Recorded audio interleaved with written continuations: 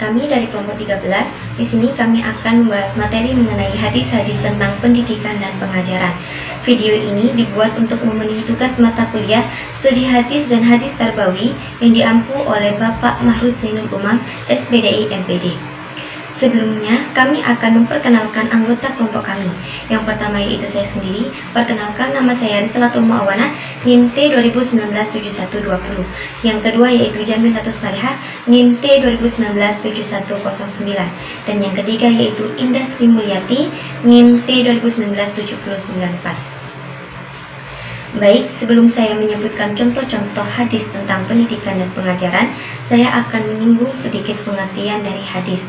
Hadis yaitu segala sesuatu yang disandarkan kepada Nabi Muhammad SAW, baik perkataan, perbuatan, maupun pernyataan atau takrir. Dalam pengertian yang luas, hadis tidak hanya mencakup sesuatu yang disandarkan kepada Nabi Muhammad SAW saja, tetapi juga perkataan, perbuatan, dan takrir yang disandarkan kepada sahabat dan tabi'in. Menurut ahli usulul hadis, hadis adalah segala perkataan, perbuatan, dan takrir Nabi Muhammad yang berkaitan dengan hukum. Berikut ini merupakan contoh-contoh hadis tentang pendidikan dan pengajaran. Yang pertama yaitu Bismillahirrahmanirrahim. Man arada dunya fa'alihi bil ilmi, wa man arada al-akhirata fa'alihi bil ilmi, wa man aradahuma fa'alihi bil ilmi. Rawahu Bukhari wa Muslim. Yang artinya yaitu barang siapa yang menghendaki kebaikan di dunia, maka dengan ilmu. Barang siapa yang menghendaki kebaikan di akhirat, maka dengan ilmu. Dan barang siapa yang menghendaki keduanya, maka dengan ilmu. Hadis riwayat Bukhari dan Muslim. Baik ilmu alam atau ilmu umum, selama semuanya menuntut untuk menuju khusyuk kepada Allah, maka ilmu itu adalah manfaat. Orang yang menuntut ilmu setiap hari, maka akan mengetahui amal baik dan tidak baik. Kita akan bisa beramal soleh dengan kesolehan, maka kita akan mengenal Tuhan kita.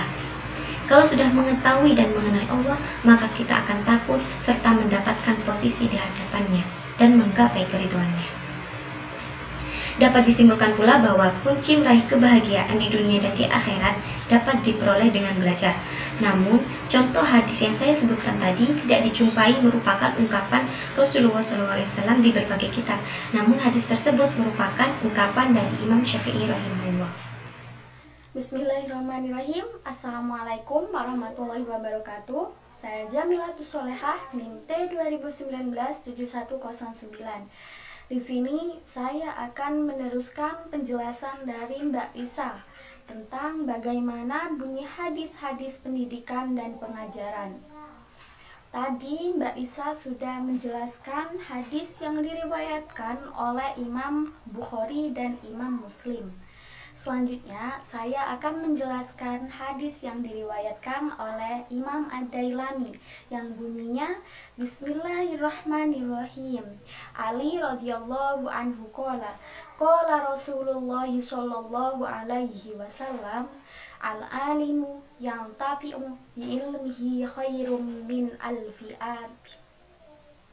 Artinya, dari Ali radhiyallahu anhu, ia berkata, Rasulullah Shallallahu Alaihi Wasallam bersabda, orang-orang yang berilmu kemudian ia memanfaatkan ilmu tersebut bagi orang lain akan lebih dari 1000 orang yang beribadah atau ahli ibadah.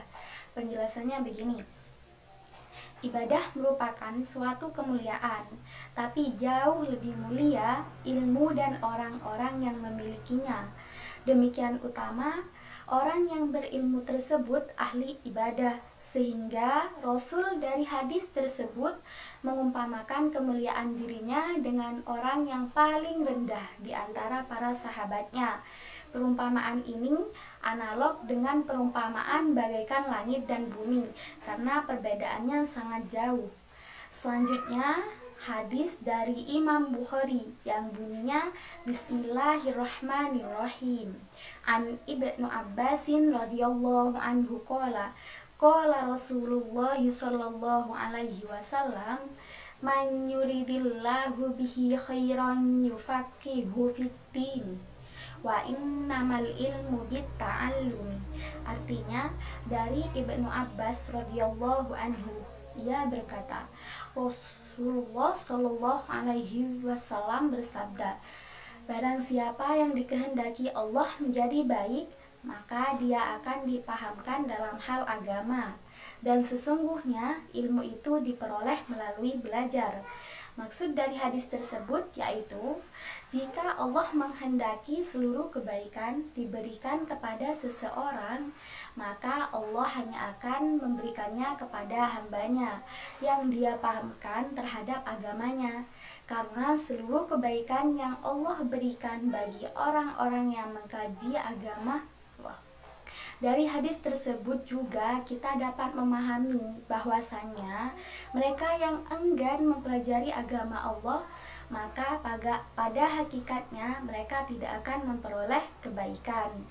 Itu saja dari saya, kurang lebihnya mohon maaf dan akan dilanjutkan oleh Mbak Indah. Terima kasih. Perkenalkan, nama saya Indah Sri Mulyati, NIM T2019-7094. Di sini saya akan melanjutkan presentasi dari teman saya, yaitu mengenai hadis yang berkaitan dengan pendidikan dan pengajaran. Pendidikan seorang anak itu dimulai dari keluarga. Jadi, keluarga ini adalah lingkungan yang sangat berpengaruh terhadap pembentukan sifat dan juga tingkah laku seorang anak. Dan apabila ingin anak itu menjadi anak yang baik, punya akhlak yang baik, maka orang tua itu harus mengajarkan dan memberi contoh yang baik pula pada anak. Apalagi di masa pandemi seperti sekarang ini, anak lebih banyak menghabiskan waktu di rumah, sehingga orang tua itu bisa lebih memantau dan mengetahui bagaimana cara anak itu belajar dan bagaimana tingkah laku anak. Dan sebagai orang tua juga punya kewajiban dalam mendidik seorang anak.